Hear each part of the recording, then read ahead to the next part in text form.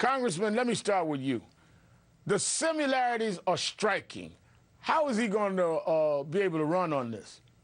Well, first of all, I think America doesn't need another president who's simply trying to one-up his daddy.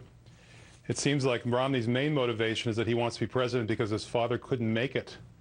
And I think America has just had a bad experience with people who run for office because they want to be something instead of people who run for office because they want to do something.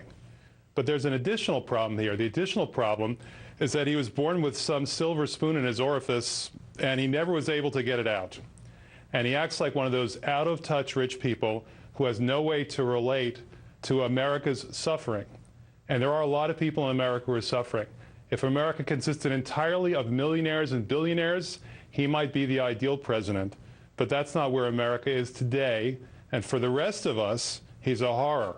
It's basically been a campaign so far of just attacking President Obama and really not laying out a plan and involving some of the same players that brought us into a foreign policy that was disastrous. But it's also on the economic side, Congressman. Let me show you this. If you look at the facts, Romney is further right than George Bush. Let me show you on the economy side. Bush passed a huge tax cut. Romney's proposing to cut 4 times larger. Bush enacted Medicare expansion. Romney wants to end Medicare as we know it. Bush signed increase to minimum wage. Romney opposes increasing minimum wage. Bush says global warming is caused by humans. Romney says we don't know what causes global warming. I mean, this guy is to the right of George Bush, which many of us thought was politically impossible. Well, like George Bush, he thinks the only problem that's facing America today is that rich people don't have enough money. And he is bent on solving that problem with his tax cuts and tax giveaways for the rich and for multinational corporations at the expense of everyone else, so that the war against the poor continues, the war against the middle class continues, the war against women continues. It's like that old headline in the in the New York Post. We're going to see it again. You remember the headline, Ford to New York, drop dead. Well, we'll soon see the headline, Romney to America, drop dead. He'll only be happy we can strap us to the top of his car. Now, one of the things interesting, Congressman, is that when you look at the fact that many prominent members of the Bush family, but not George W. Bush, has endorsed Mr. Romney. George H.W. Bush has endorsed. Barbara Bush has endorsed. Jeb Bush has endorsed. No George W. Bush yet.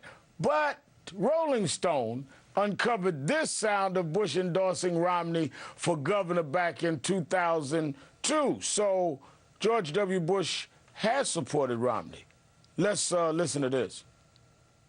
I strongly stand with Mitt Romney because I believe he is the best person for the job of governor of Massachusetts. He's got a record. He's done things in life.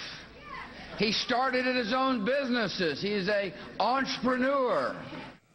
I wonder if we're going to hear echoes of that soon, since he's using all of his advisors and some of his policies, and even though he's gone to the right, maybe we'll hear that voice resonating again, telling us about Mr. Romney's record and how Willard knows what to do with government. I don't know, but I'll tell you this. According to polls that I've seen, George W. Bush is no more popular than venereal disease at this point.